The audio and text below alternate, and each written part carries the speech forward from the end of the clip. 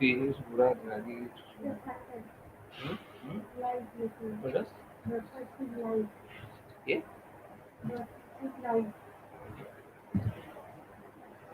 Yeah. Janta? Janta?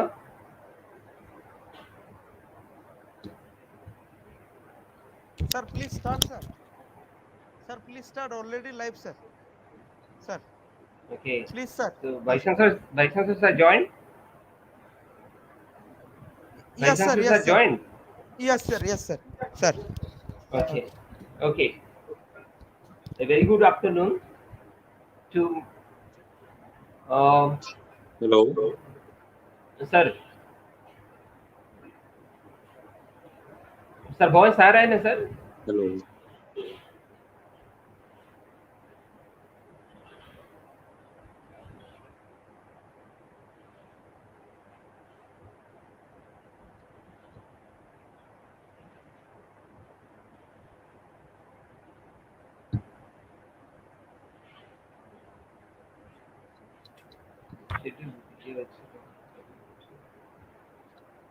Okay, so very good afternoon to all the panel of guests today who have joined for this webinar on Moocs and e-content development, and all the participants who have joined live on the YouTube live streaming of this seminar. Uh, Friends, this webinar is being hosted by the Human Resource Development Center at Sambalpur University with the support from the Department of Library and Information Science of Sambalpur University. The UGC has, through the Human Resource Development Centers, has designated, rather prescribed, some of the important areas where the HRDCs are required to conduct webinars from time to time. And on that series, this is the first webinar on a very important topic of today, not only in the academics but in the students community, in the research community, and the faculty of the universities and all other higher education institutions. As you know that the new education policy also has given a lot of importance on the blended mode of learning, where the online courses and the growing popularity of the online courses has been given a lot of importance in such a time. And while we are organizing this webinar, we have with us a chief guest, our honorable vice chancellor, Professor Sanjiv Mittal sir, and our esteemed speaker of today's webinar, Dr. Shriram Pandey. He is a faculty member of Library Information Science of Banaras Hindu University, Banaras. And joining with me in this panel, Professor Sudhanshu Ranjan Mahapatra, a professor in law of this university, and Professor Tattvamasi Palta Singh, a professor in the Department of Sociology. And also we have with us my colleagues, Dr. Navakrishna Behera, the course coordinator of the Human Resource Development Center, and my colleague Dr. Savitri Maji from the Department of Library and Information Science of this university. Um, uh, as I have given a hint of the webinar and what are the things going to be discussed in the webinar, because it is very practical to have knowledge in Moocs and e-content development, because the UGC has consistently been recommending that the faculty members of the colleges and universities should develop Moocs courses and e-content so that it would reach to a wider number of students, those who are not able to come to the universities and colleges for a formal course like that we are conducting here. So thereby prophesizing the popularizing the courses and distributing the knowledge through online content and online courses. These online courses, as you know, are very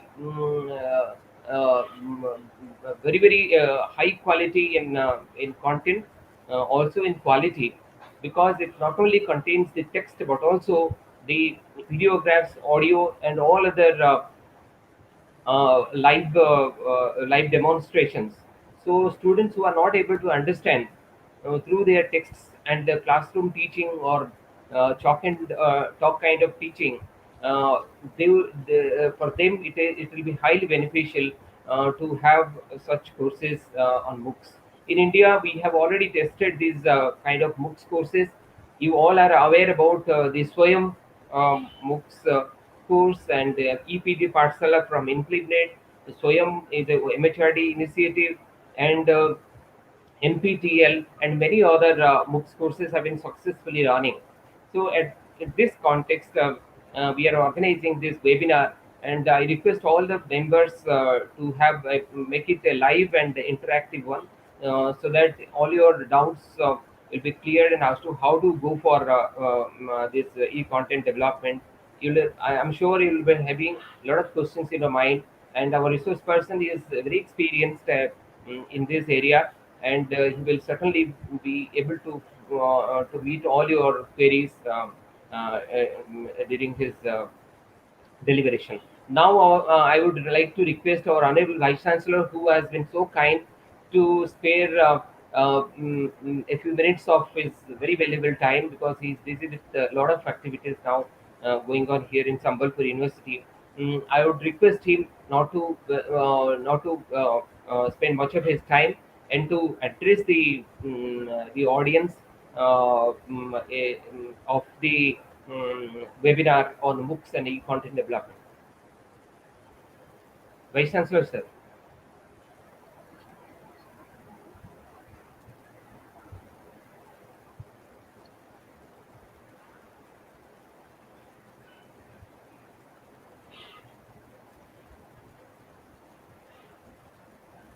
Is it not there? Okay, okay. I think he has some technical problem there. Today there is a lot of fluctuations in the network, so probably uh, uh, that is the reason why he is. So let us go forward with the proceedings. Now I will request Dr. Nabakrishna Behera, the program coordinator of the HRDC Center at Sambalpur University, to introduce Dr. Shriram Pandey, and then we will continue. Thank you, sir. Am I audible? Audible, sir? Yes, yes, yes. Good afternoon to one and all. Esteemed Director, UGC-HRDC Sambalpur University, Professor Bulu Maharana, sir. Honorable Vice Chancellor and Chief Guest of today's webinar, Professor Sanjiv Mittal, sir. Revered distinguished guests, S.R. Mahapatra, sir, and Madam Palta Singh. My dear colleagues, friends, and participants. On behalf of UGC-HRDC Sambalpur University and the Department of Library and Information Sciences, I have been given the responsibility to introduce Dr. Shriram Pandey, who is our today's honorable invited speaker in this webinar, for which it gives me immense pleasure. Dr. Pandey is currently working as Assistant Professor of Library and Information Science, Banaras Hindu University, Varanasi. Before joining Banaras Hindu University, he was with MLS University, Udaipur, for around 6 years, and the LNM IIT Jaipur for around 4 years. He has been the recipient of the prestigious Commonwealth Professional Fellowship at the University of East London, UK. In addition, in his career, he has received several awards and fellowships such as Jawaharlal Nehru Memorial Award, UGC Junior Research Fellowship, BHU Gold Medal. He holds master degree in library and information science from Banaras Hindu University and information and knowledge management from the Indian Institute of Science, Bengaluru, and PGD LAN from University of Hyderabad and PhD from Sambalpur University, Odisha. It is an He is an expert in designing and developing of learner-centric massive open online courses, that is Moocs. He has trained thousands of professionals and teachers in various institutions in India. His research interest includes educational technology, e-learning, ontology, semantic web, and knowledge management. He has published more than 30 research articles in the journals of national and international repute. Dr. Pandey has also successfully guided two PhD students and has undertaken one research project. Thank you, sir, for accepting our invitation, and we are very much thankful to have you in this platform, sir. Thank you, sir. Thank you, Dr. N.K. Behera, sir. Sir. Uh, I'm thankful to Professor Bulu Maharana, sir, who is Director HRDC, and other distinguished faculty members from Sambalpur universities who have given me an opportunity to share my experiences on Moocs and e-content development. So this would be a very comprehensive topic, and although the time is already delayed, I'll try to cover most of the things in a in, in a comprehensive way. However, it is very comprehensive topic, and it needs a few days of workshop, like 7 days of workshop, to complete each and every aspect. So whatever the way we could learn, I'll try to cover the maximum. And if you have queries and any question in your mind, you can ask at the end. So, with due permission of sirs, I am going to share my slides.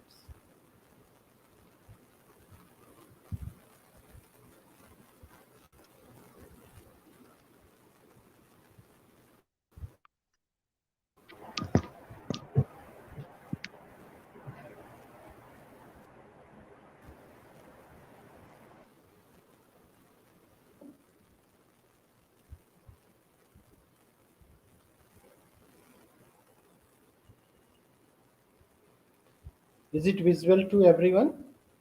Yes, Yes, sir. sir. Yes, yes, sir. Shall I continue? Yes, sir. Okay, so we have an important topic, and already you have an idea that about Swayam Moocs, which has been discussed by sir. So let us discuss today agenda.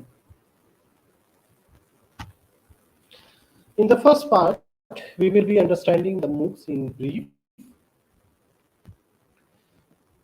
Then we will be understanding the quadrant approach of Swayam. That is a one kind of Moocs, and it is an indigenous Mooc uh, created by Government of India.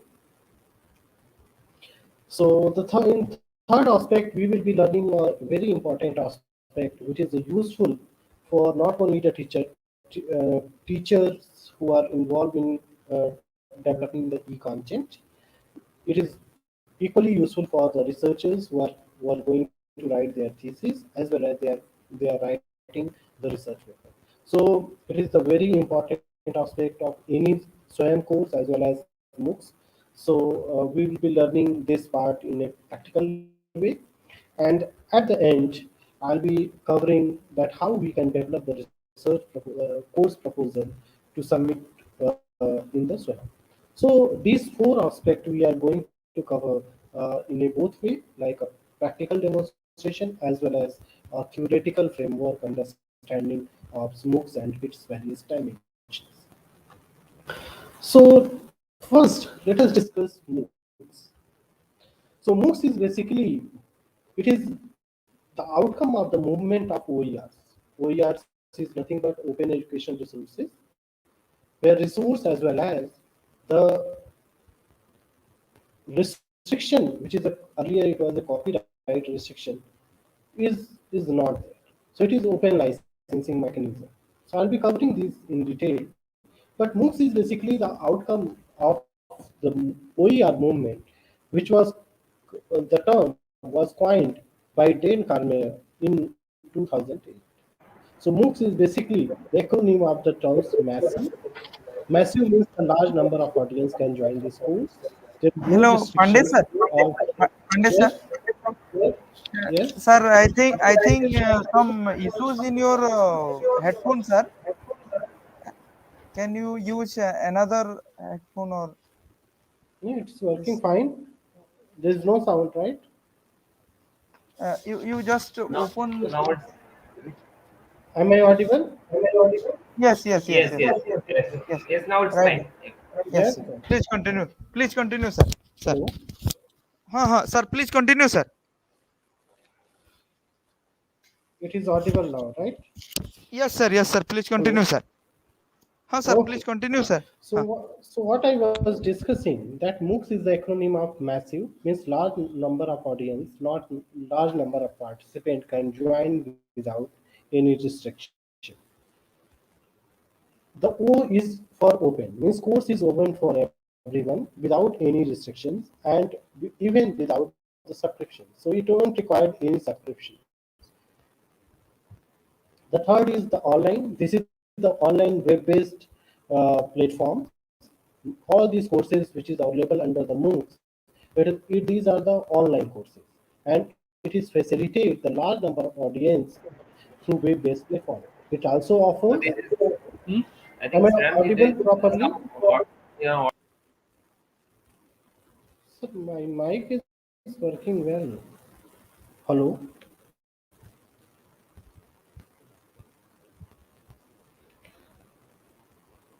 hello.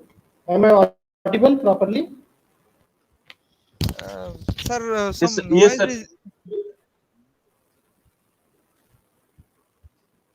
Sir, what is happening? It's not getting right. Let me check my mic. Just wait. Yes, sir.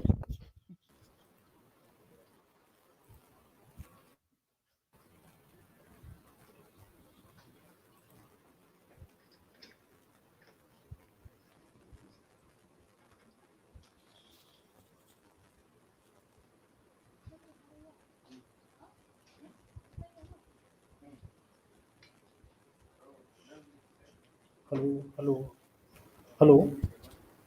Sir. Sir.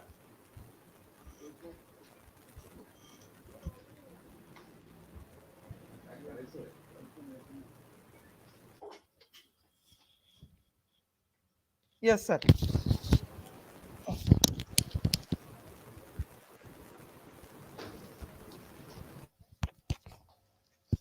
Yes, sir. It is. It is clear. It is Yes, sir. clear. Please continue. Yes, Sir, sir. It please. is clear now. Sir. There is a problem with this software. It is not problem with my mic. So let me continue. So the Yes. courses is about the. It is clear now. Yes, sir. Yes, sir. It is clear. Sir. Yes, sir. Okay. Please, sir. So what I was saying, then Moocs is massive open online courses. So online means it is the web-based courses, and the courses which is self-paced courses. It means there is a flexibility of for the learners. If you are slow learners, you can set the learning goals according to your speed as well as the learning speed. So this is the way it offers the flexibility for the learners. So Swayam is basically this is the one of the initiative uh, taken by the government of India under NMEICT project, and it is dedicated to the nation by President of India in 15 August 2016. And it was launched officially for the learners on July 19, 2007. So basically, Swayam is a MOOCs platform. Okay, its full form is. Am I audible properly? It is clear. Yes, sir. Yes, sir. Please continue. Okay, thank you. So it's nothing but S stand for the study, W stand for WebSoft, A stand for active learning for, Y for young, A for inspiring, and M for mind. So it is nothing but study waves of active learning, young aspiring minds. So this is the full form of Moocs, and this is the full form of SWAYAM. This is the one kind of indigenous Moocs designed and developed by Government of India under NMUICT project. So if you look at the scenario of Moocs development in India, SWAYAM offers several solutions, and it is one of the most popular Moocs have been developed. So it is a one platform offers several solutions too. So the first is provide a classroom with the help of internet. So it's create a virtual learning environment, a virtual classroom environment with the help of internet. It offers the courses and various programs through which you can enroll and you can learn.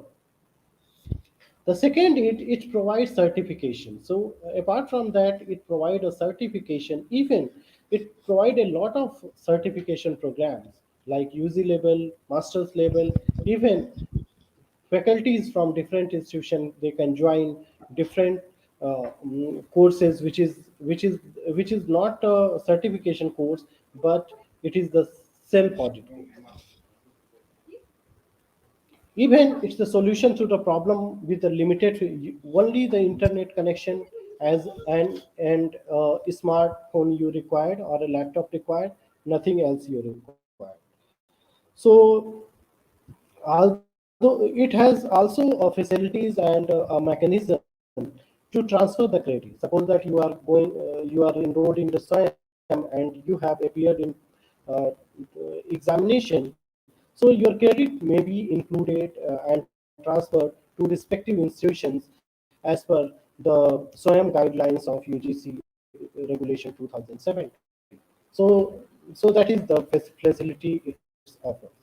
SWAYAM also offers access to the variety of material. It may be video content, audio content, textual content, images, and lots of simulations as well as virtual lab facilities.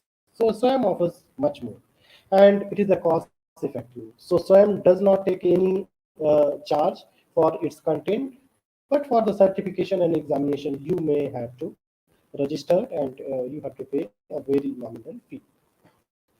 So this is about the SWAYAM. So as I said, SWAYAM offers a lot of materials. So it may be in form of the animation, it may be form of the PowerPoint presentations, in the form of the podcast, it is form of the open sources or open education resources, it may be the case studies, as well as it offers a discussion forum where you can interact and post your queries and you can get solution to any problem.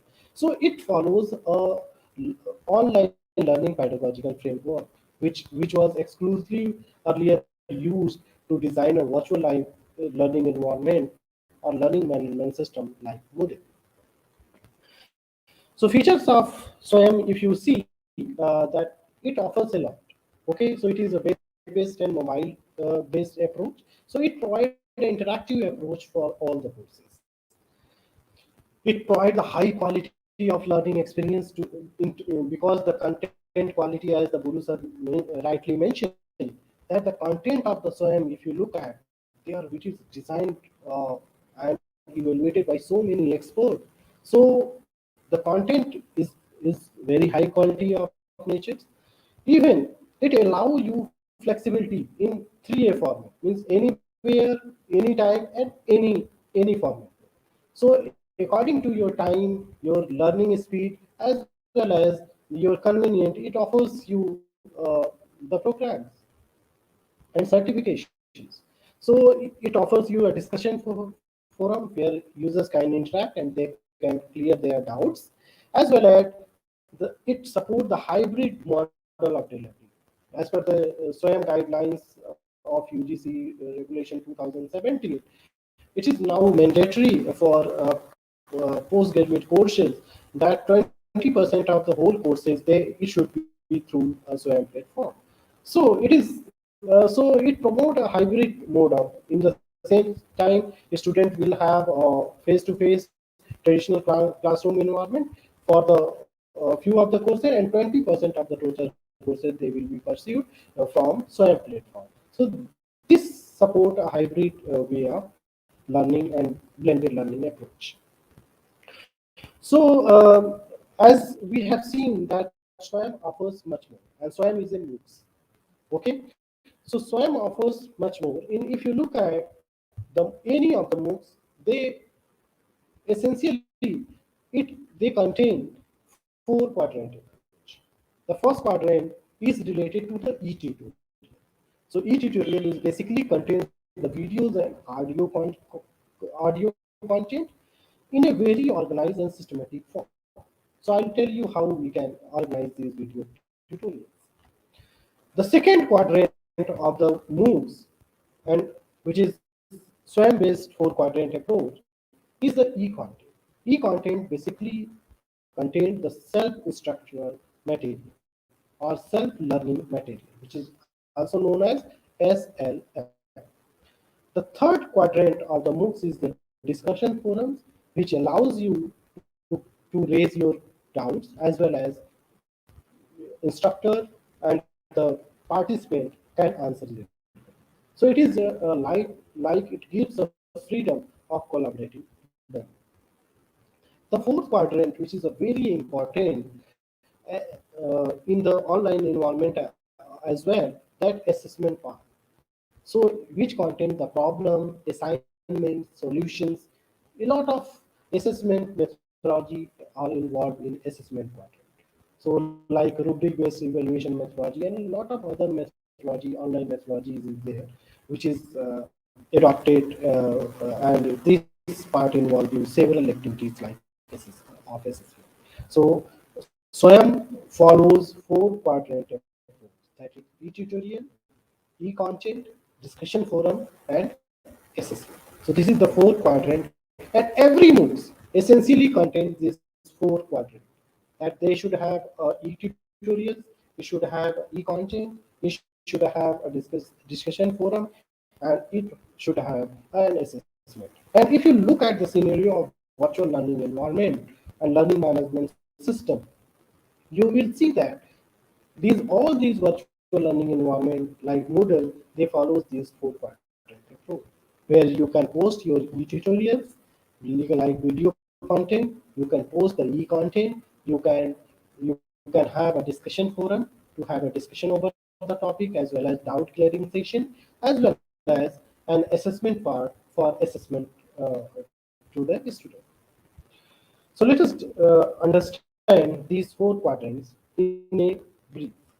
So first quadrant is e-tutorial, which basically contains the video and audio content in organized form. So the video content, which is used for explanation, showing processes of various phenomenon, is posted here. The second aspect of e-tutorial is in form of animation. Animation is becoming very popular, and it is the fun element of the learning. So this many of the, if you look at this SWAYAM courses, they are including the animation. Even in PowerPoint slide, they are using animation to make their slides very interactive as well as self-explanatory. The third type of content, which includes under the e-tutorial, is the simulation. Simulation is very popular, and especially in the science field, and it shows the operation of the process of any system. So if you want to show the entire process of that system, you have to use simulations, and that simulation will go as a part of first quadrant, that is e-tutorial. The fourth quadrant is the video demonstration. That is demonstration is the demonstration of a product or a process. And the fourth type of content, which will be part of the first quadrant, is the virtual lab. Virtual lab is also an initiative taken by the IIT Bombay, and they have it gives a lab experience virtually. So even I conduct a lot of workshop, and I got a lot of questions from the participant, and there were a lot of questions asked by participants that how in this pandemic time where everything is virtual now, how we can conduct the lab, and the solution is these virtual labs. So virtual labs is the part of first quadrant, and virtual labs is also an initiative taken by IIT Bombay, where they are posting all time. It feels like you are sitting in the lab and you are doing step by step processing. So virtual labs is also the part of the first quadrant. So quadrant first, e-tutorial contains video, animation, simulation, video demonstration, as well as the virtual labs. So if you have these kind of content, it will go to the first quadrant. The second quadrant is related to the e-content. E-content includes transcript of the video content, that is what you have discussed in video content, PowerPoint presentations that you have included and used for video content, open educational resources, which is a very important, and which includes that one also, web resources, and the related field. So this is the e-content, and even all these open books, e-books, which is a copyright-free e-books, that is an open book, may be part of this second quadrant, that is the e-content. So every MOOC should have this four quadrant, and I have discussed the first quadrant and second quadrant, which is the e-content. The third is the quadrant is the discussion forum, and it is meant to raising your doubts as well as to get solutions and clarifications. Basically, you can join and create discussions, and all things, these quadrant can be created using this virtual learning environment. Even if you want to design your local MOOCs on the platform of any LMS, even you can use Google Classroom, or you can use a Moodle software to design a local MOOCs for your institutions, for your students. So it is not like that once you will be submitting your proposal and your proposal will getting approved, in Swayam will only can be created like MOOC. But this would be also one kind of MOOCs, and that you will create a MOOCs at the local level, at your university level for your students. So here you can join and create the discussions. You can reply over the post. You can edit the post, and as well as the post can be deleted. So a lot of option is there, and it is facilitated by virtual learning environment like Moodle. The fourth quadrant is assessment, and this part is very crucial. So all these assessment pedagogy that we followed for this traditional teaching learning environment may not be good in terms of the online environment. So in assessment includes the problem and solutions, and this virtual learning environment offers you a lot of way. Like you can design the MCQs, true and false questions, long descriptive type of question, as well as the SART questions. And you can also design the matching and filling the blanks type of questions. It has also a lot of offers. And you can give here the assignments, and you can give also post the solutions of the particular problem. So assessment also include the FAQs and the glossaries and various other elements, which is the important for the assessment. So you see, if you are designing MOOCs for your the SWAYAM, that is the national platform, or you are designing MOOCs for your university, for your student, you have to follow the four quadrant approach. That is the first e-tutorial, e-content, as discussion, as well as the assessment. So it is very easy to design. You can use any of the LMS like uh, Google Classroom. Even it is not it's a learning platform. It's a virtual learning environment, but it's not a fully function support which has all the feature of Moodle. So Moodle is very popular, but you can use Google Classroom as well. So let us discuss the e-content part. Okay, so we have gone, because the time is very limited. Otherwise, I could show you how we can create the e-tutorial also. There are a lot of softwares applications which is used to create the e-tutorials, and so a lot of you can either create just like presentation tube. It's a very good software to create e-tutorials, like video tutorials, and a lot of other softwares are used, like OBS Drive, a lot of other softwares are there to create video lecture.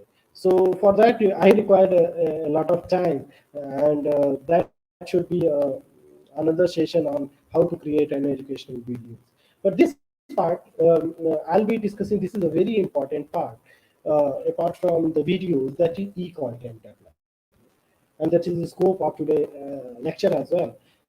And this part is very effective in terms of for the research scholars who are not involved in the teaching, but they are involved in developing content, writing research paper, and writing their thesis. So before going to understand, let us develop the context of content development. So whenever you are submitting the content to the SWAYAM for SWAYAM as a proposal for get approval, copyright is main issues. Copyright is major concern, and because all content which is submitted to the SWAYAM must be compliance with the copyright law and IPR law. So that's why copyright is very much restrictive. Just like a copyright, it prohibits its unauthorized use or distribution and performance or adoptions of your work. So if you are using someone else's work, it's prohibits it. You could not use. So for taking though, because you are designing a learning content for your students, okay, and you are putting in the second quadrant, how will you use those content if you have no permission of those content? Copyright is very restrictive in nature, and it's required permission of the copyright holders for creating any derivatives work. If you are making derivatives of a work, you are remixing, you are revising that work, or you are sharing over the network, you require the permission. So that's why copyright is very restrictive. Although under the exemption of Copyright Act 1952, we have two provisions given under a fair use and fair deal. Under this, it is very much allowed for you to write the commentaries, comments, okay? Even search engine can index those informations. You can write in news reporting item. For research and research purpose, you can use it.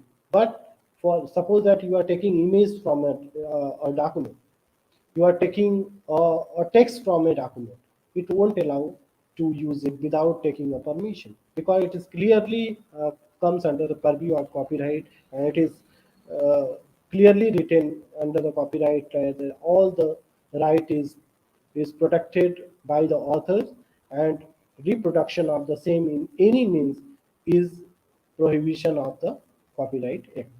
Okay, so that's why it is very much restricted. So what would be the solution if copyright is so much restrictive and you could not share the content among your students, or you are going to submit a proposal to the SWAYAM?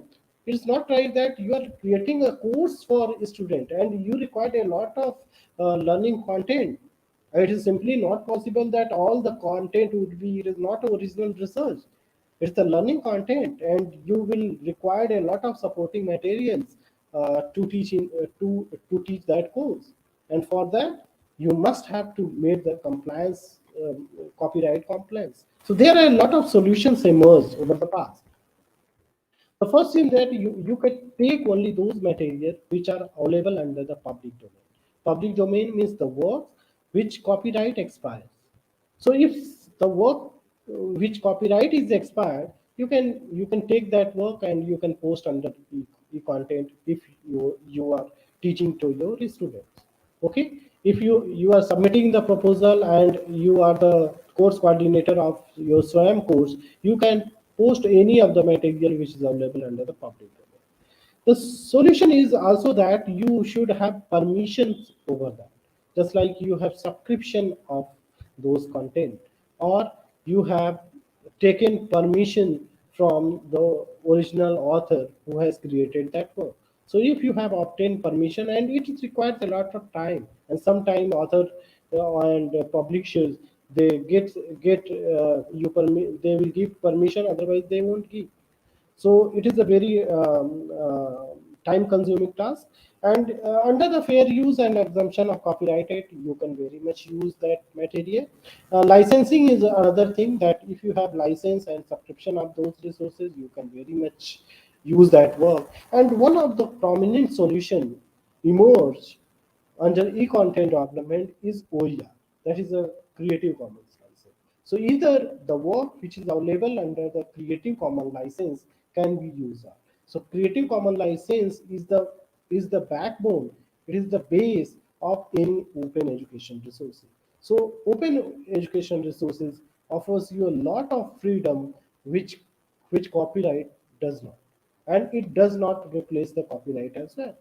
So it works with a flexible ease, as well as offers you a lot of opportunity to the people who want to share their work, as well as those who want to consume those content for designing the learning content. So OER is basically any of the material that is freely and openly used. So it is, as I said, that Moocs is emerged as a open OER movement. It's emerged as a OER movement where we were trying, the people were trying to make the resources available under open access.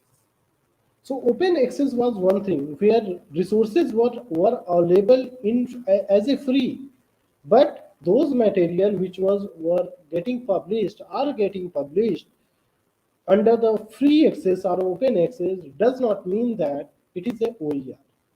For OER, there is a necessary condition that the material should be under the open access or a free access, and it should be openly licensed. So open license come through this open education, this Creative Commons license. So we can very much give a formula that OER is nothing but a free access and open access of resources plus open license. So anything which is free does not mean that it is the open, it is the OER. But if anything has a open license, it means that that should be a free resource. So there are two conditions, that resource should be freely and openly accessed, and it should be openly licensed. So for OER, there are three important criteria, as I discussed, that there should be no restriction of the format, that material in any form, whether it is a print or a digital, it is applicable on both.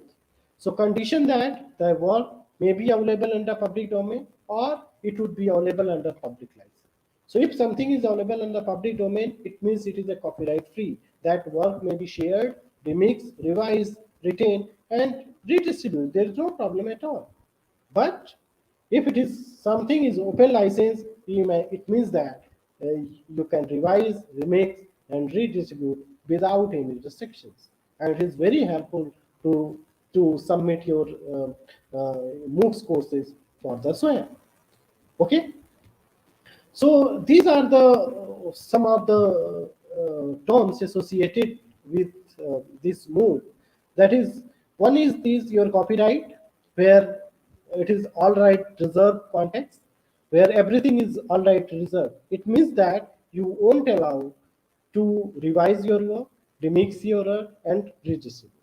Where open license will have will retain your copyright. It works under the purview of copyright, but still given right in advance to the user who want to share their work. Just like I have created this PPT and I want to share this work, I can very much share, because these are the learning content. It is designed for students, so I could share.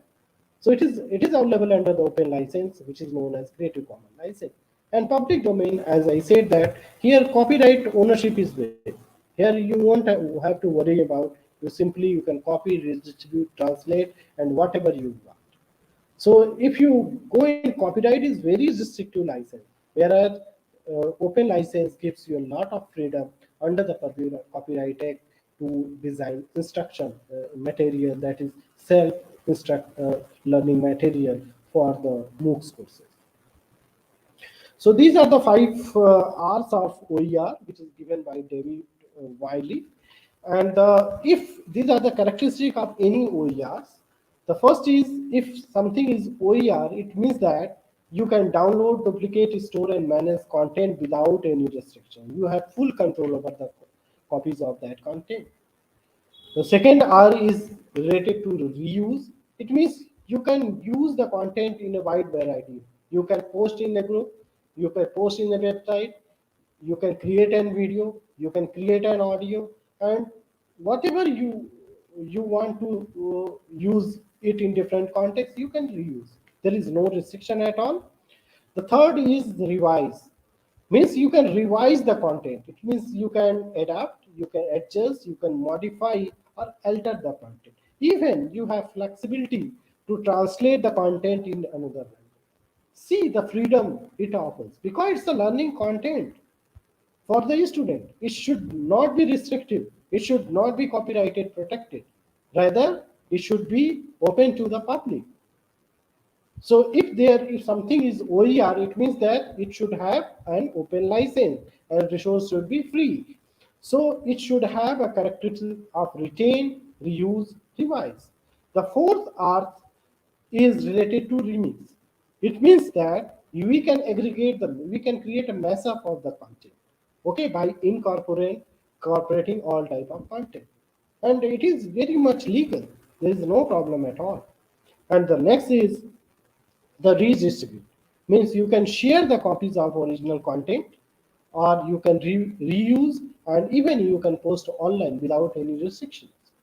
Whether you are sharing to your students in a closed group or in an open group or anywhere else, it is very much easy to use and you won't have to face any copyright infringement. So these are the beauty of OERs. This is open educational resources. If something is OER, it means that it should be free and it should be openly licensed and should have these 5 characteristics.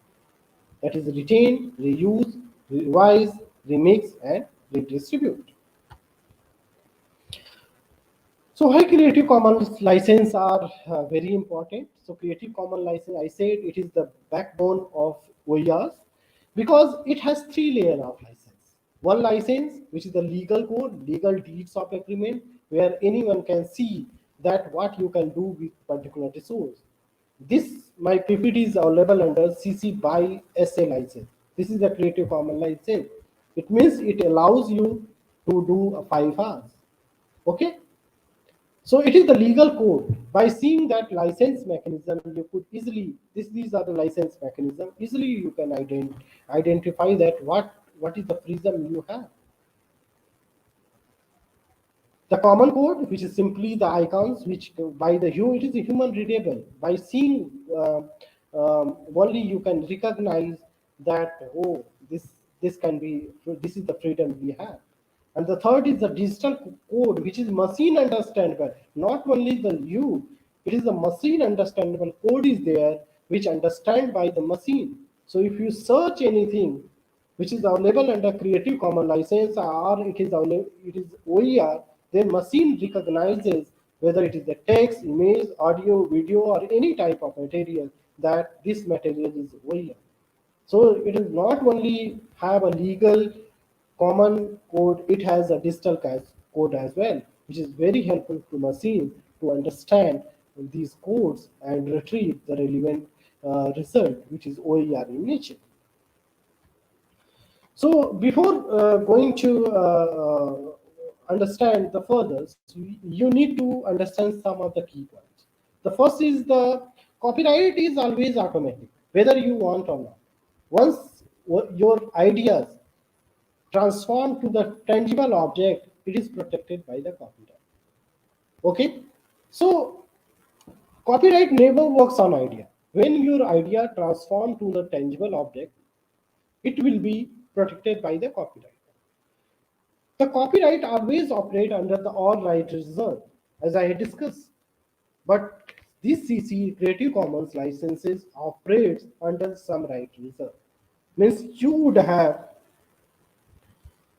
will work under the copyright and still it gives freedom to the creator to share the work. So that is the beauty of this Creative Commons license. It is for learners, creators, educators who want to create the content and want to share over the world and free of cost, as well as openly licensed so that other can share and redistribute. We share a lot of material every day, but we hardly bother about this copyright concern. And whenever you submit anything proposal to the Moocs, it is mandatory for the SWAYAM that all the content you have, it should have a copyright compliance, as well as if you are using OER, it is highly encouraged. And all this SWAYAM platform content is available under Creative Commons license. It means this is OER. If you look at this EPGP Pathshala, Sodh Ganga, all these contents are available under OER. It means it is openly available, freely available, as well as you can use it without any, you won't have to take permission from the original author. So these are some of the key points associated with this Creative Commons. At the time, I have limited time, so I'm not going in detail. So there is a difference between copyright and plagiarism. Uh, that copyright never works on idea, where plagiarism works on the idea. If it is not your idea and you are not acknowledging the proper source, you are violating the plagiarism. So let us understand these Creative Commons licenses in details. So we have 6 type of Creative Commons license under e-content development. The first is known as CC BY license. In each and every license you will look at, there is a BY symbol. It means that it is a BY license. BY means you can, the first license is known as CC BY license. The second is license is known as CC BY SA license, means share alike license. The third license is known as CC BY NC, means CC BY non-commercial. The fourth license is CC BY ND, is CC BY non-derivative license, and last 2 licenses are nothing but the combination of this license, that is CC BY non-commercial share alike and CC BY NC and non-derivative license. Let us understand these licenses first. BY license means the attribution license. It means that anyone 5 hours can be done. And anyone can revise your work, remix your work, or you can remix your work, you can adopt someone work, redistribute work, and without any retain your work, but you have to give credit to the original creator. That is the only condition. If somewhere it is written as CC BY, that you can adopt that work without any, you won't have to obtain permission. You can adopt that work, revise, remix, share, redistribute, whatever you want to you do. But you have to simply give credit to the author. This is the main or a symbol that you have to create the, and each and every CC license you will see that this symbol means you have to give credit to original creator. And how you can do, I'll demonstrate through various examples. This is a share alike license. This license says that okay, you do all these 5 hours, but you have to share that work with an identical license. Means if this is my PPT and I have given CC BY SA, and even I have obtained some of the materials from other sources, so those are available under SA license, because SA license say that you have to share the work in identical license. So I have put the work under CC BY SA. Okay. The third license is SA, means you have to give credit to the author but non-commercial purpose. This is the ND, which is very restrictive license. It says that okay, you share the work, but you cannot revise, remix, non-derivative. You could not make or verbatim copies of the work. Means you have to share as it is. So this is very restrictive and it is highly discouraged to use for OER.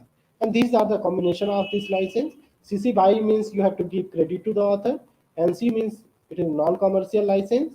SA means you have to share the work in identical license. This is again the CC BY means you have to give credit to the author. NC for non-commercial purpose, anybody can use this work even for non-commercial purpose. And D means you could not make copies. It means you could not change anything. So it means that the last license and all these ND license are very restrictive license, and it is highly discouraged to use for OERs. So if you look at this diagram, and this is the public domain mark license. The public domain means the work which is copyright waived off or copyright free. So that work is available under public domain. Okay, and this is the, you see that all these four licenses are very encouraged to use for OERs, but these are the very restrictive license because it only follows the main characteristic of this OER, the 5R. That's why it is highly discouraged to use this license for creation of work. If you look at, there are so many peoples around the world, especially for the music industry, they are making their music available under these license. That so that anyone can redistribute their work, they can use their work, but they could not change in their compositions. Even recently, I have seen that there is a booklet of copyright brought out by National Digital Library of India, and they have put this license, this ND license, for that work. It means that anybody can distribute, share, but they could not change anything in the content part. So that's why these license becomes very popular, and it is used for, because if it is a CC license, it is the OER. That is the concept. That is the conditions. These are the same thing in a detailed way. This is the same thing, and which is discussed in. Suppose that if you have, it is evaluated based on these 5 parameters: copy and publish, attribution required, commercial use, modify and adopt, and license change. Just like if it is a public domain mark, some material would be there. Then you are free to do. You won't require any attribution. You are free to do. If it is a buy license, you could copy and publish. You need, because all this is CC buy needs attribution.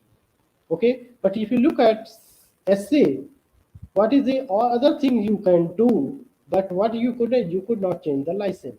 In ND you could not modify and adopt. In NC you could not publish commercially. In NCSA, you could not change the license, as well as NC, you could not commercially use that. And if it is ND, it means you could not modify and change, and you should have to use under commercial. So these are the various license and its features. So all licenses, if you look at, all licenses are not compatible to each other. If you are remixing the sources to create the self-learning material for your students under the Moocs, you have to see that how these licenses can be combined together, because you are aggregating the content from so many sources. So how you will look at whether it is compatible or not. So for compatibility, you have to see this chart. If it is your own work, just like if you have created a PPTs without taking any sources help, then you can, there is no problem. You can give any of the license based on the freedom you want to give to your users. But if you are adopting someone work, then you have to must remember this chart. Okay, this chart is this is the status of original work, and here you will see in the row it is the adopter license. Means you are, as a adopter, you have to adopt the license. This is the status of origin. Suppose that the work is available under public domain. It means if it is a public domain, then I won't have to give any credit. I can give any of the license. Okay, if it is a buy license, I can give any of the license. There is no problem. But if someone has given that this is buy license, it means I have to give credit to the author. So I could not make the available my resource under public domain, because author says that they have to, you have to give credit to original author. Okay, if it is an NC license, you should not give a buy license. NC, you can give all NC type license you could give, but you could not put that license as a CC buy license. If it is the ND, you could not give any license. If it is SA, you have to give SA because you could not change the license.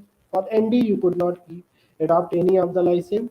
By SA, you, because SA, you could not change the license. You have to give necessarily as a CC BY license. So this chart you must have to remember while creating the content for your Moocs, or you are teaching to your student. You must have to remember, and you are creating an instructional material for the second quarter. This is the way we could choose the license and a Creative Commons license. And I'll demonstrate you how we can do that. It has these four parts. First is the license feature, where it will ask directly that what you want. It will help you here. It will generate a license for you. Here it will ask some of the information to be filled up, and a license would be automatically generated by the system. You have to simply cut, copy, paste. So how you are going to remix those resources? This is a very crucial. So always remember that you have to go through that chart. Okay, adapters chart. So this is the symbol. This is the attribution license. This is the share alike license. This is the non-common. In short form, this is the non-derivative license. This is the public domain license, which is denoted by this symbol. And this is the another type of license, which is especially used for the manuals in the software industry, which is known as GNU GF, free distribution license. Okay, so these resources can be clubbed together, but how we can do that, let us see through an example. This C is basically creating a learning content for his student for the Moocs, and basically C has used a table which is available. She searched over the web, and she got a table which is available under CC BY license, and she searched another to support this table argument. She has a graph which was available under CC BY NC. Lots of OER available over the web, billion trillions of OER, so it is spreading very fast because of the initiative taken at various organization and government level. You see that all these EPG Pathshala, this NCRT course, where they have created a national repository for OERs. So where you can search a lot of materials, whether it is the e-content, e-tutorials, and e-assessment part. So everything is available in OER. You can simply download and use it. Let us come to the point. What I say that C is creating an instructor e-content for a student, and C has used a table which is available under CC BY license, and C has used another graph to support this table data, which is available in the CC BY NC license. So C is thinking to adopt these licenses. So being a OER profession, what you suggest? What should have to be taken care about while selecting the license? So C has three options to select. Either C can select CC BY NCSA license, CC BY NC license, CC BY NCND license. So how you can select the license for your remix if you are remixing the work? So the first thing that what you need to do, that first you have to think that based on adapter chart, whether these two licenses, these two resources licenses are compatible to each other. So if you look at BY license and NC license, BY license based on adapter, if it is a BY license, I can give BY NC as well, because BY has a lot of flexibilities. So BY can be added with any of the license. I can give CC BY NCSA, or I can give CC BY NCND, or I can give CC BY NC. So BY can go with any of the license. But the most, if you want flexibility to your student that anyone can use my work without much restriction, they can redistribute. It is always preferred to avoid ND license. Okay, so this license, because CC BY will go with the NC as well. So most suitable license C can choose for her work for learning content is CC BY NC. So C will be choosing a CC NC license for her work. This is another work. He is creating learning content for Moocs, and he has used an image of dog, which is available under CC BY SA license, means license could not be changed. And he has used a set of exercises which is also available under OERs, and that is available under CC by NC license. So first thing you have to, he is thinking to use CC by NCSA. Whether he can do that, if you being a LI OER professional, he could not combine, because CC by SA is it is always preserve the license. It means this should be either available in CC by SA, or this should be available under the BY.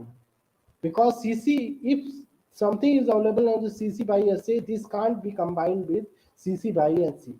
So what he does in this case, if he want to use this license, what he did, he has changed the image of dog. He searched OER again, and he changed the image of a dog with different dog image, which is available under BY license. And this BY license can be go with the NC license also.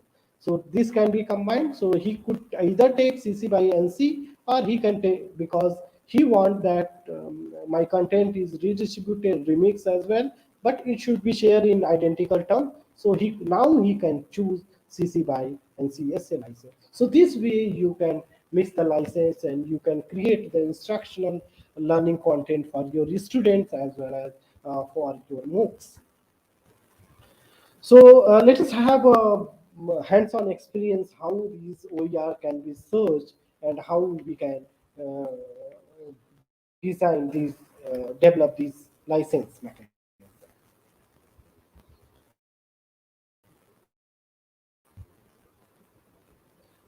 So for that, what you need to do, that the OER is going to complete 20 years in this year. I am the member of Indian chapter of the CC Global Networks. So, so we are going to host a global summit very soon. So here, go to the Creative Commons sites. Here there is an option to share your work. Just click on that.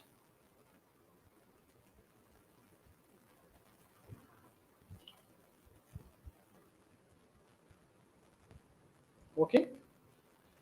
Here, what you need to do, there will be a license wizard appear. Choose a license. It will give three options to generate a license, which is Creative Commons license.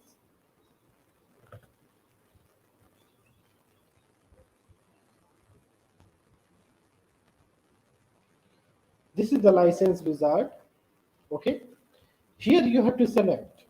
Okay, just like if it is your work, or you are not adopting someone else's work. Okay, how you generate a license? Just like it will ask a question, allow adoption of work to be shared. If I say that yes, my work should be shared, but if I say that my work should be shared, but with the identical license. Once I click on that, you see here it would be visible to you that if I'm changing this option, the license is getting changed. Here I am putting share alike license. Anybody can use my work. It is shareable, but it is under share alike. This license is generated. What you need to do, you have to click this one, help others to attribute. So here you have to put, just like this is, I am putting open education resources. You see, it will be changed. Here I have to put my work. If it is my work, I am not adopting work. If I am sharing somewhere, you have to put the URL here. If you are adopting someone, put your URL of that resource here, and it works fine. And simply you need to do that. You have to copy and paste. Suppose that you have PowerPoint presentation. Suppose that, and you want to protect under uh, grant a license under Creative Commons, just paste it. You see, so this license has been generated, and you can use it for your different purpose. Okay, this is, you see, and it looks professional. It looks professional, as well as it will give a complete deeds agreement that what you can do with my resource. By clicking on this, just like, let me show you. This can be done with any of the document, okay? And you are granting license in advance to user that, okay, this is OER, this is open education resource, my PPT is, but what is the license date? Just click on that. You will see the license date, okay? Here it will give you the detail, give me the detail. Or if you are adopting my work, it will, here it will give that you are free to, this is the license deed, means if you are adopting my work, it will give a clear line that I can copy and redistribute the, I can adopt, remix, transform, and build upon the work. So this way, and it gives everything. You see, this is the license deed. By clicking directly, anybody can know that what is the license I have given. So this way you can generate a license. If you have own creation, if you are adopting that work, you give source work of the URL. There is another way to choose the beta version, which is recently developed.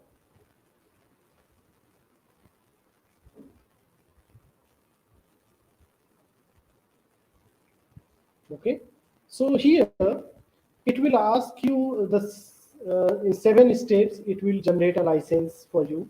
Suppose that if you are adopting one work and or you are creating your own work without adopting it. So that's it. So it will ask you a list of results, just like uh, if you select no option, I don't know which license I have to choose, then click on next. Then it will ask the same question that I I have read the, click on that, all this induction. Then attribution of your work you want that others can attribute to you, just click on that. It will see here, it will display the everything.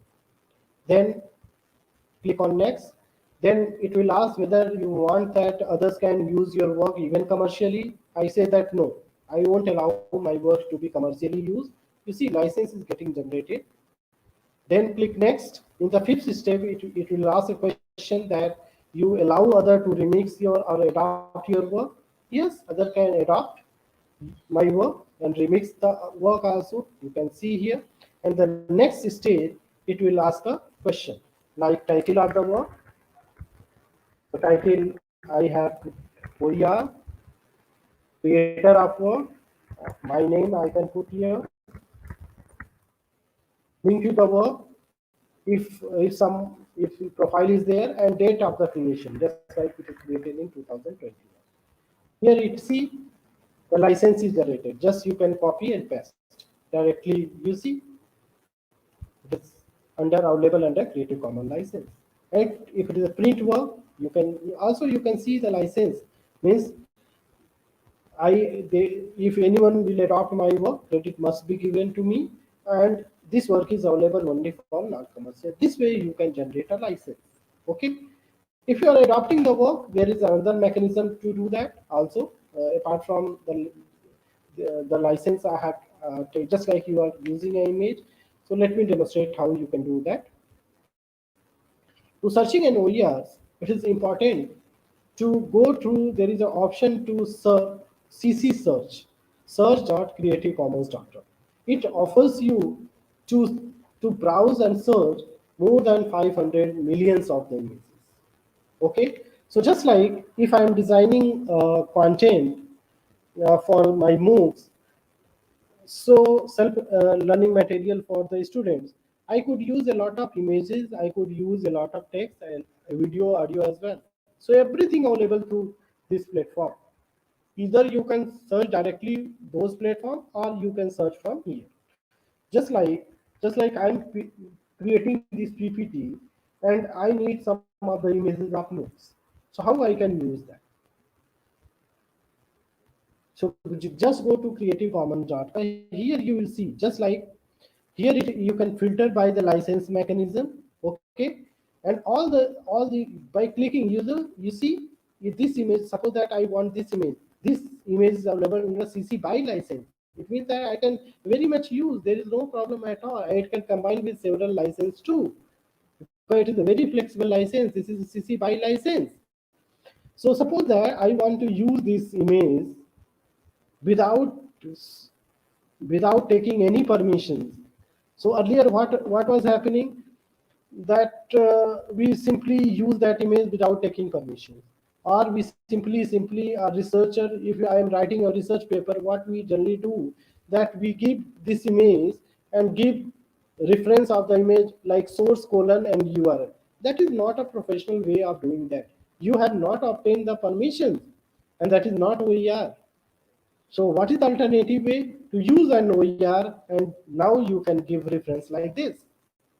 Okay, so you see, this is the reference of this image. So just like if you are using this image, suppose that I copy this image and I want to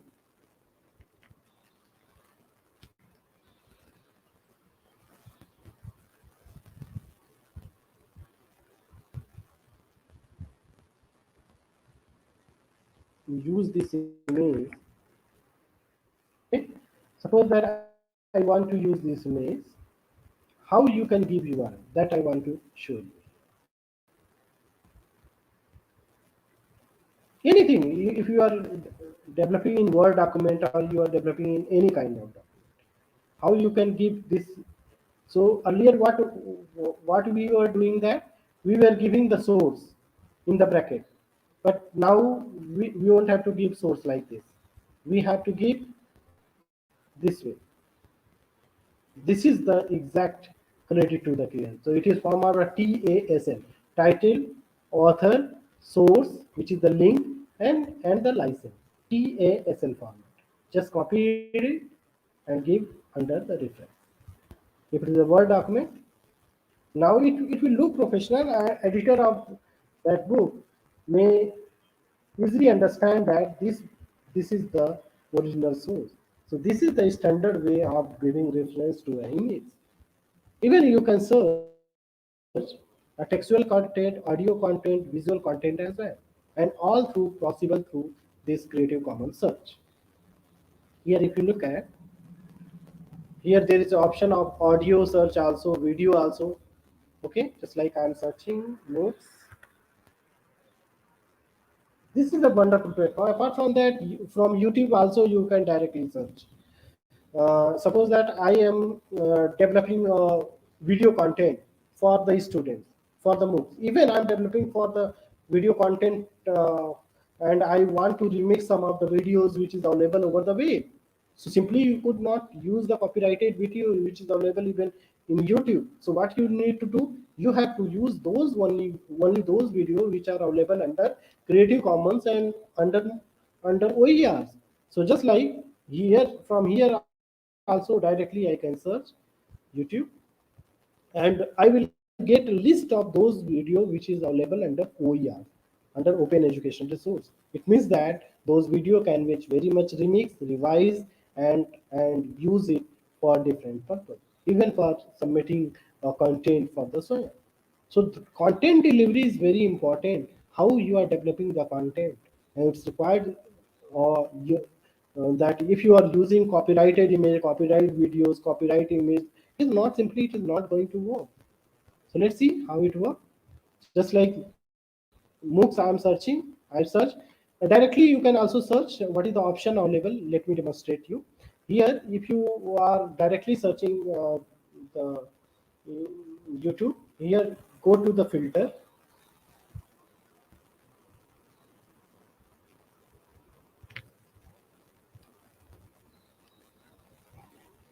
Here there will be option. It is, you see, it is filtered through Creative Commons.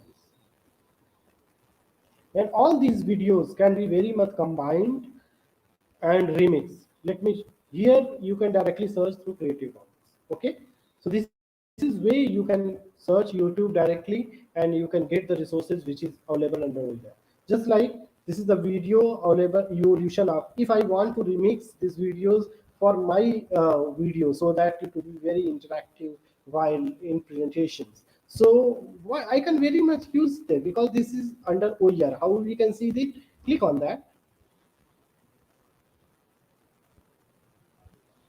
If you click on those videos, which is filtered already, you will see that under the attributes,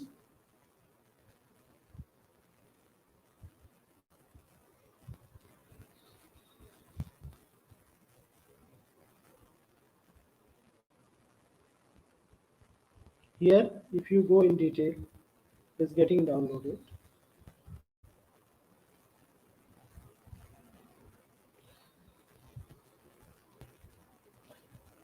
If you go in show detail, here you will look at this video is available under creative. It means that it is OER.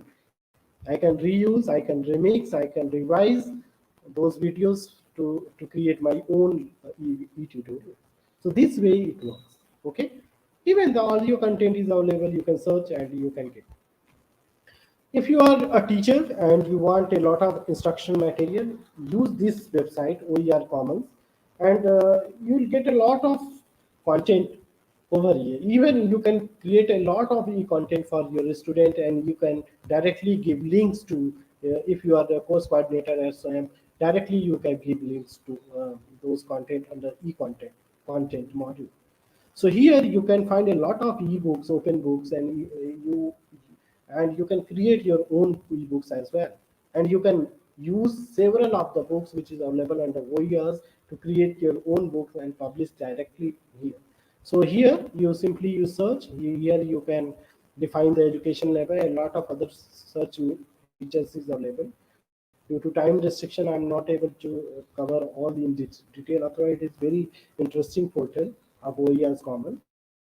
Here, let me show you how it works. Here you see that these books are available under, this content is available under OERs, and you see that their license is given at them. Okay, here there is a license option. You can filter those content under license. Okay, so these are the some of the options available. You can search here, and you can directly post here, and the links of those resources can be posted directly under the links and related item under the second part.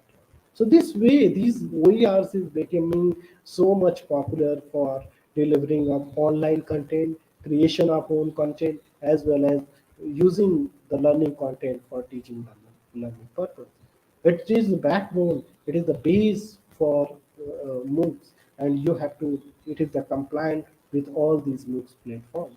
If you look at the Moocs, because it's open, it is open courses available. For certification only they are charging, but it is mostly most of the content, whether it is edX, everything is available. For certification they are charging a little bit, but for the content they are not charging anything. So these contents is highly effective, and you can use it for different purpose.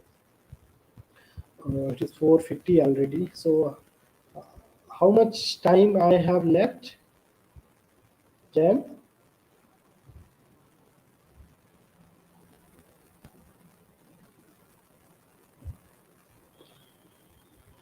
Shall I take 10 minutes more?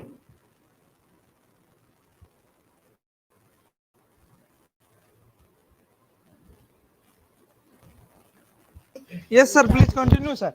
Okay, let me continue. Continue. So these are the platform. Even if you want to use a Google image for image searching, that is also possible. Go to the image.google.com.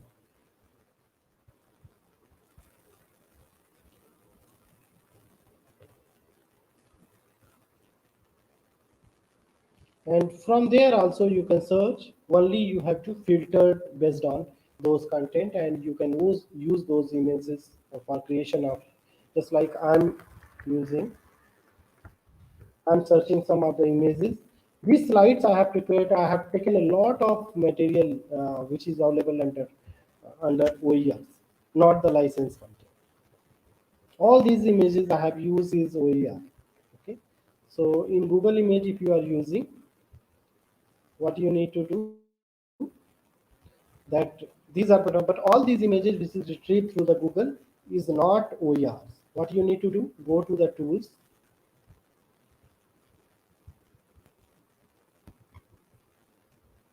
What is our traditional way, that if I like this image, I immediately copied it without knowing that this image is copied or not. It is copyrighted, protected or not. Simply you go to the tools. Here there is usage right, filtered using Creative Commons license. Once you filtered using Creative Commons, it will change the result. You see that result has been changed. The image which I like most is not available under Creative Commons. There are other images similar to this is available under Creative Commons, which I can use it. There is no problem at all. If you want to know the detail of those images, simply by clicking those images, you can know the details of those images. There is no problem at all. So this way it works, and a lot of it needs a lot of time to understand the entire spectrum, the landscape of this UOER ecosystem. Here, if you look at this image, you can download very much, and you will see that it is available under CC BY license. It means that I can share, I can remix, I can redistribute. There is no problem at all. So let us go to our PPT that as time is very limited, I have to. So let us discuss how we can submit the course proposal to the summit. Once you have developed the e-tutorials, e-content, how you can submit. So basically, the process of identification of course coordinator is it will go in three stages. One is the national coordinator agencies like UGC is for postgraduate courses, non-engineering postgraduate, and there are NPT. There are a lot of agencies are there. They identify the courses for the Moocs, and then they will invite the expression of interest in the newspaper and various other media, and then course coordinator, just like a teachers, they will be submitting their course proposal to the NCs. So they have to put the course proposal under this format. The course type, credit or non-credit is a credit course or non-credit course title, a brief overview of the course, the medium of instruction, course schedule and duration. This is the standard format for SWAYAM based proposal. So in introductory video, you have to, the first is that these are the prerequisites, that you have to submit the introductory video of the course, okay, 4 to 10 minutes videos, which explain the actual concept of whole spectrum of the course may be given in the brief introductory video of the course and how it is course is effective, and there is a lot of mechanism that how we can create these videos and how we can write a script for the videos.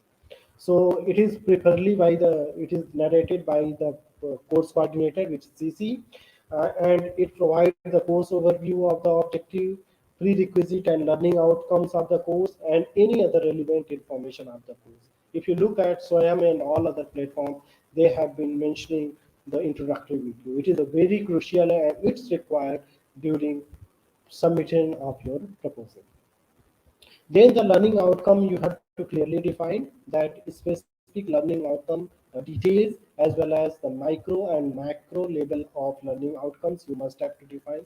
Then the topics under which and the theme wise distribution of those topics must be mentioned, and you have to give him the module wise details as well.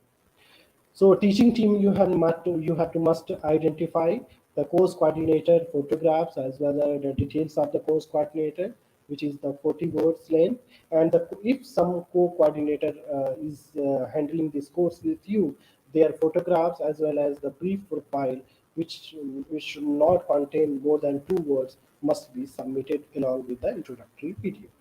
Then you have to specify the prerequisite of the course, the skill knowledge which is required for doing this course, and what are the, if something is prerequisite for the course, you must have to and you have to clearly specify what is the level of your target audience the course. Like this course is suitable for the faculty members, just like all these ARPIT course annual refresher programs are suitable for the faculty members only. So the target audience is the faculty members. You have to specify the cycles of the course, the number of times in a year this course can be run it, the announcement date, when it will be announced, what is the start date, what is the last date of enrollment, like that. The module-wise video lectures, you have to, once it is approved, you have to give the module-wise video lectures in terms of the video title, name of, so you have to create the videos, and for that you have to learn that how we can create an education video. If time permits, in future, maybe I'll be taking on a session on how to create an educational video. The reading material, which is known as the self-based self-learning material, which should be uploaded in this format, and self-assessment will be also based on this format. So video lectures, how we are, so video lecture must be accompanied with the transcript, that is the details which you have discussed in the video. So for 4 credit courses, you have to require the 40 videos to be uploaded, each of the 30-minute duration. So the maximum duration uh, uh, each video should be 30 minutes. Okay, so reading material should be provided up to the 40 modules. Okay, so these are the evaluation methodology that you need to specify, and based on the evaluation methodology, you have to. And the final exam will be conducted by the NTA in proctored examination. So this is the weekly templates for the SWAM, and it contains the all quadrant, like videos, all these multimedia and video content, then the transcript, the textual handouts and notes, as well as various links, various related materials. Then you have activities module, which contain the assignments, discussion, and if it is a practical exam, any other information. And assessment, generally we put quiz, peer assessment, or any other relevant information related to assessment. So this is the week-wise plan that we need to create once our course is get approved through the SWAM. So there are a lot of challenges associated with if you are submitting a proposal, and there are a lot of, although SWAM is very much popular, it has capacity to host more than 2,000 courses at a time. And nowadays, a lot of courses are hosted on SWAM, but it has some limitation too, because challenges is that it's digital literacy. Someone is not very much acquainted with that computer technology and how to handle a computer. He will find himself as a unable to learn through SWAM platform. It is totally a web-based and internet-based platform. So only the courses are there. There is no curriculum is there. There is no, just like it is not offering a course which is like a full Bachelor of Arts course, full Bachelor of Library Information Science. It is not offering like that. It only offering the course like information retrieval, bibliomatics is a course, okay, or digital library is a course. So it offers only the curricula, and as per the guidelines of the UGC, only 20% credit can be transferred, not more than that. So merely providing the content cannot be provide the learning experience exactly, although it has a very crucial role to play, and it has given a new dimension to teaching learning over the Indian academic scenario. But only the merely providing the content does not say that there are some studies that the real learning happens, which was earlier we had in traditional classroom learning environment. But there is a need for adequate individualization. So mentoring is very important. There is a very, if you see that there is a very low completion rate is found. Although the student who are getting registered, or thousands of students are getting registered enrolled in a particular course, but you'll find that only few students out of those students are completing that course or appearing in the proctored examinations. So coordination between the host and parent institution is very difficult, because it is still a bit difficult, because if you are going to have a SWAM course, 20% of your course through SWAM platform, and there is no guarantee that when the exam will be scheduled, and if you get failed in that examination, how your your whole year would be wasted. And even it may be possible, it may be delayed your after the examination. If you get passed, it may delay your credit transfer. So it would create uh, a sort of delaying of your getting your mark sheets or degree. So proctored examiner must is very challengeable, and because everything is we are doing online. So I have seen that I had appeared in an exam of RP annual refresher course um, for the teaching faculty, and I have seen many of the students who are pursuing their master degrees or bachelor degree. They have also appeared in the same exam. What is the need of that examination for them? So there should be a clear monitoring. It is a very mentoring as well as the monitoring of only the eligible candidate should be appeared in those examinations. So these are some of the challenges associated with the SWAM. So that's all for the SWAM and the Moocs I have discussed so far. If you have any questions or anything to ask, I would be happy to answer. Thank you so much for listening. Thank you, Shriram. Ji. You have given a very extensive and elaborative of covering all the aspects of the Moocs and e-content development. I understand because there is a time constraint, because you know m- many aspects are there which where actually we need some practical demonstration and kind of thing.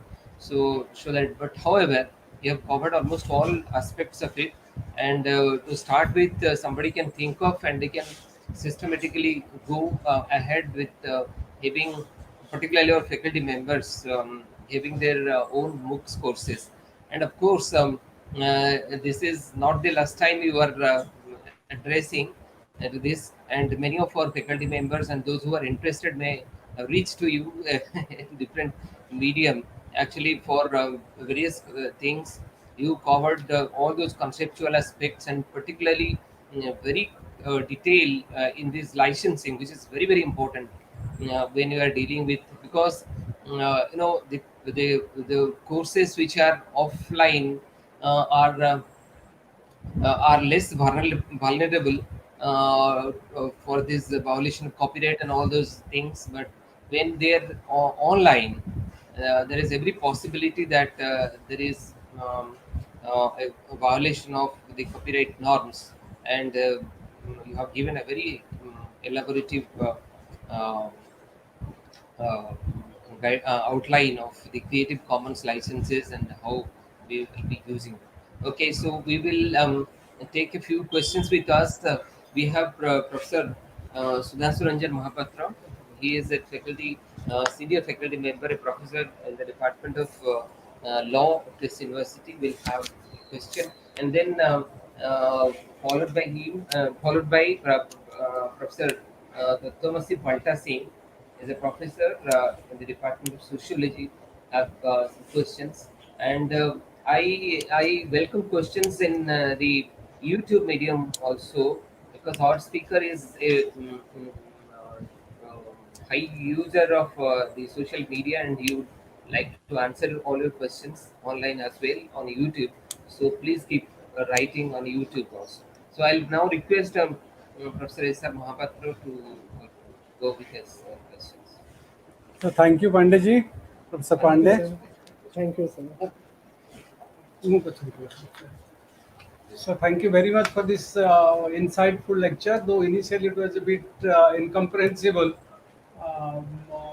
subsequently I got a sense of it very lucidly. You highlighted the very rudiments of what should the contents of Moocs, Swayam. It's really, really appreciable. But my question is that, sir, so far as the protection of copyrights are concerned, so what do you of a book with that of the author of this Moocs and the Soya? Sir, What can you should be repeat the the question? basic difference? Hello, sir. Pardon, sir. Could you repeat the question, please? Is it audible now? Is it audible now? Yeah, yes, sir. Now it is audible. The question is that please highlight us as regard the basic difference between, so far as the protection of copyrights are concerned, the difference between the protection of copyrights of a author of a book with that of the author of the Moocs and the Shoyam.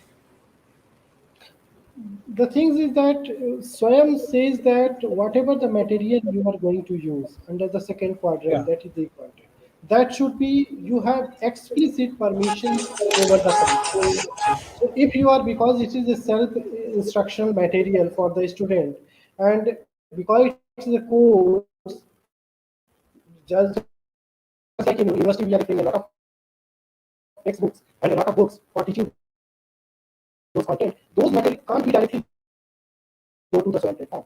So that cannot be used because those materials are copyrighted protected. That's why we have been using and we are using OERs for developing those content. That is the main initiative.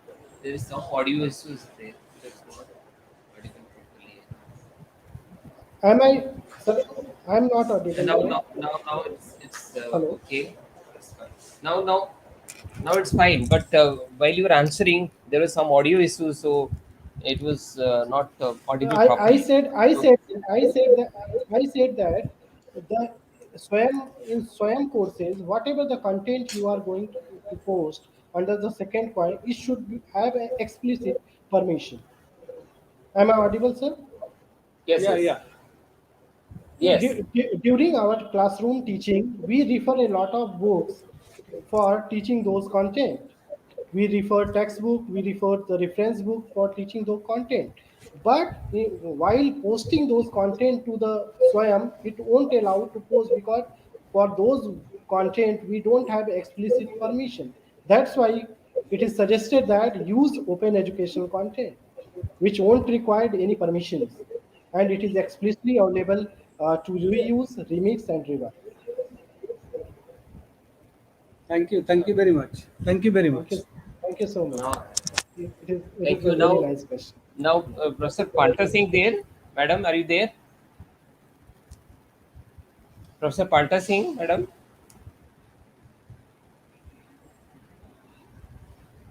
Yes, sir, I'm there. Okay, you unmute Yes, yourself. thank Unmute. you. Uh, Yeah, am I audible? yes, yes, Thank clear and you, loud. Dr. Go ahead. Pandey, for a very elaborate discussion on Moocs and SOEM. It's very, very useful. And I just have one question to you, and probably another question, that whether Moocs can be used as sustainable pedagogy in future in Indian context. Yeah, Can exactly, it be ma'am. a kind of parallel sustainable pedagogy in Indian higher education system? My Exactly, second ma'am. question is that, yes, am I Yes, ma'am. audible, Dr. Pandey? Yes, ma'am. Please ask. Yeah. Yeah, another thing is also how actually Moocs has become a very efficient and alternative arrangement during this COVID-19, and how the preparedness of Indian higher education for dealing with the forthcoming pandemic situation. The These first, are my yeah, two questions. yeah. The first answer is Otherwise, your that. lecture is very, very informative. Thank you, ma'am. The first answer is because government of India was planning uh, in the way that the other countries have adopted the mechanism of open learning, and just like MITs and all these the leading institution across the globe, they were starting to join a movement of open courses. So earlier it was open courses. So government of India thought that why should not we have a learning platform where students can learn according to their pace, according to their flexibility, as well as they can get a certification. So as you have seen There in is this a pandemic, disturbance. I am not able to hear you. Dr. Pandey, I am not able to hear you. hello, hello, am I audible? Yes. Hello. Yeah, now you are audible. So what I was saying that as most of the institution across the globe, they have joined the open movement to make their resources available under the Moocs programs. Government of India thought to develop these platforms under the SWAYAM, which not only facilitate the online learning, it also facilitates of certification. So Government of India, as per if you look at the Moocs SWAYAM platform development of guidelines of 2017, it has clearly mentioned that nowadays, if you see that there are a lot of guidelines came in the recent past, and it has says that it is allowed for the universities to conduct an online degrees program. So now you could see the future. It will happen that university, a regular university, may conduct an online and offline degree in both the format. So it would be sustainable in that nature. The second question, am I audible? Bulu sir? Yes, Not yes, very yes, clear. yes, but it's audible. We are not very clear, but somehow we are able to listen, but not very clear. The voice is breaking in between. I think there is some Maybe there problem somewhere, is. but overall it is audible and can Okay. hear. The second question, You can continue, sir. Yes. the second question, could you repeat, ma'am? My second question is that during COVID-19 pandemic, how Moocs has played a massive role, and what is the future preparedness for combating such kind of pandemics in future situation? What are the strategic plans of Government of India to furthermore expand the Moocs activities? Exactly, ma'am. If it is a very relevant question, and if you see that the scenario of pandemic where everything we suddenly changed to the online platform, we even know many of the universities had even not had a blended learning approach of their teaching and learning. So suddenly we shifted to the online mode, and thanks to the SWAYAM, which we had already a system in, and it was implemented in 2007, much before the pandemic came into. So it facilitated learning in a large way, and as well as it motivated others to adopt the online learning pedagogy, how to develop an e-content, because every guideline was available in the public domain. So it helps us, being a teacher, it helps us a lot to understand the ecosystem of e-content development, as well as submitting proposal to the SWAYAM. So these are the strategies of the government of India, that how we are making those courses available under SWAYAM platform, where users not only can search get a certification, but nowadays university can conduct a program like courses in totally online mode, not a blended mode. So that is the future strategies of government of India.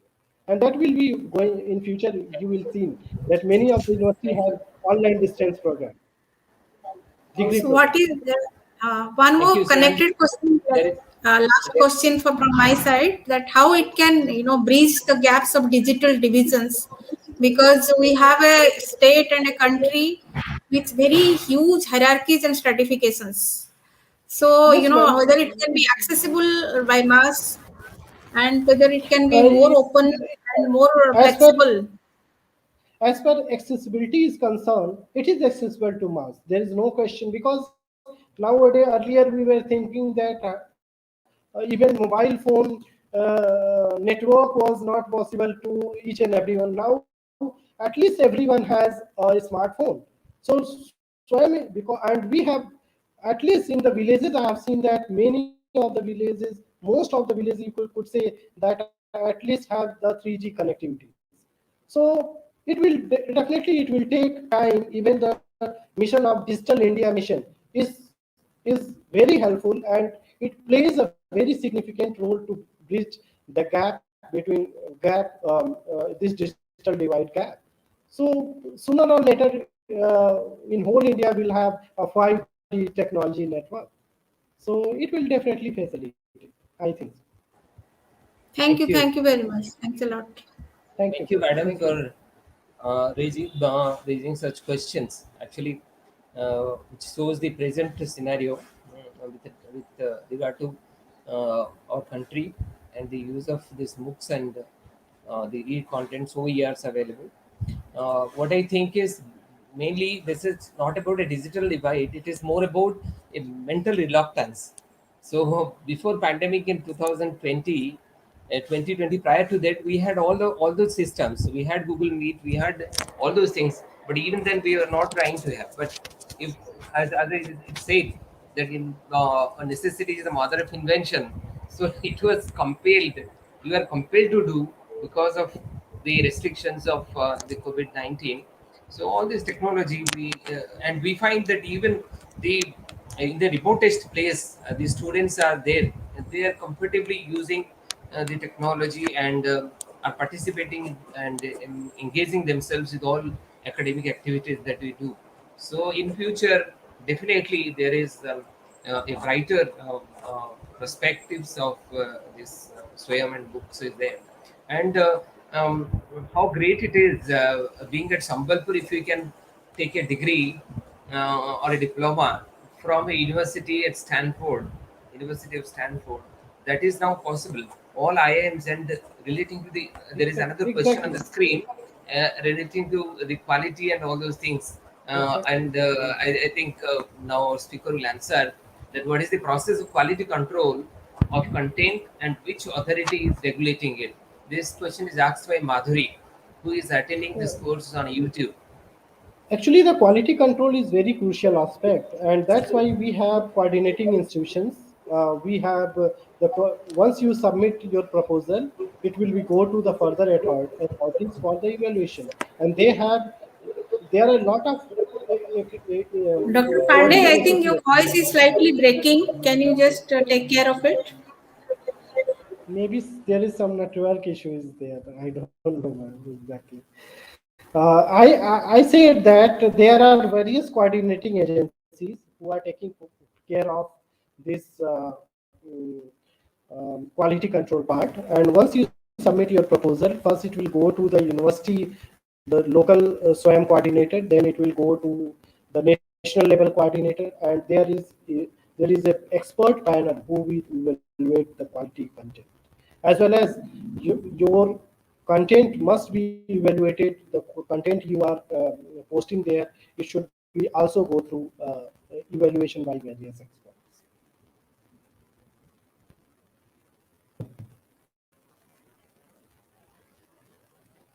So this is the Now way we'll we control we quality. have this. Yeah, how to give source if I use There is one more question my book. actually in the chat I box. think How to give source if I use an image for my book cover page? Yeah, it is very much easy. You can give the image is from original source in the back of title page.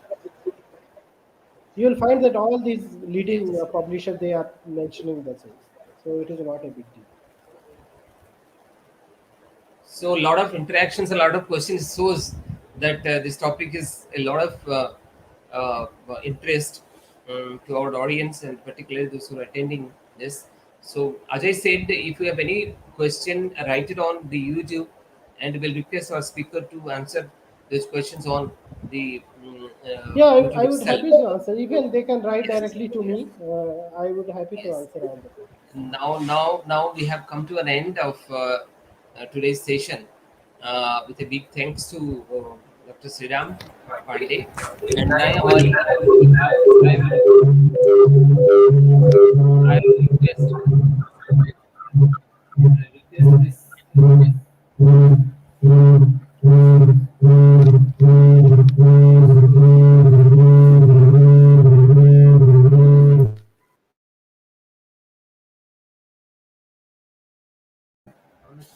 Oh, sir. Am I audible? Janta, am I audible? Yes, you are audible. Now I request Dr. Savitri Maji to propose a vote of thanks. There is a conflict with the two systems, so I'll just.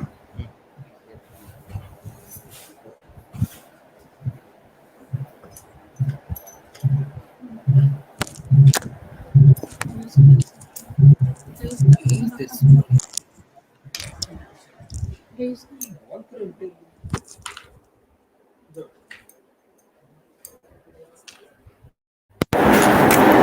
Am I audible? Am I Yes, you are audible? Savitri, you are audible. Honorable Director HRDC, Professor B. Maharana sir, Speaker of the day, Dr. Shriram Pandey ji, my friend, Coordinator of the program, Course Coordinator, Dr. N.K. Behera sir, Professor S.R. Mohapatra sir, Professor Palta Singh madam, and Jayanta, and all fellow participants. First of all, I'd like to extend my deep sense of gratitude and thanks to Director HRDC Professor B. Maharana sir for taking nice initiative to conduct such beautiful programs and selecting such a nice topic, which is very very essential, particularly during this COVID-19. The importance of online education has been increased, and always there is a need for e-content development, and he has chosen the right person, Dr. Pandey. He is having so much expertise, and he is actually practicing and developing the content, and so rightly chosen. My since I would like to extend my hearty thanks to Dr. Shriram Pandey for delivering such a informative and very elaborative delivery on the topic. Moocs and e-content development very nicely, comprehensively he covered different quadrants, and very elaborative deliberation and creative common license and content creation, Shoyam. So this is my hearty thanks to him, Dr. Pandey. And at last I thanks N.K. Behera sir for coordinating, and Jayanta for coordinating the technical session. And last but not the least, I would like to extend my hearty thanks to all the participants for their patience hearing. Thank you all. Thanks.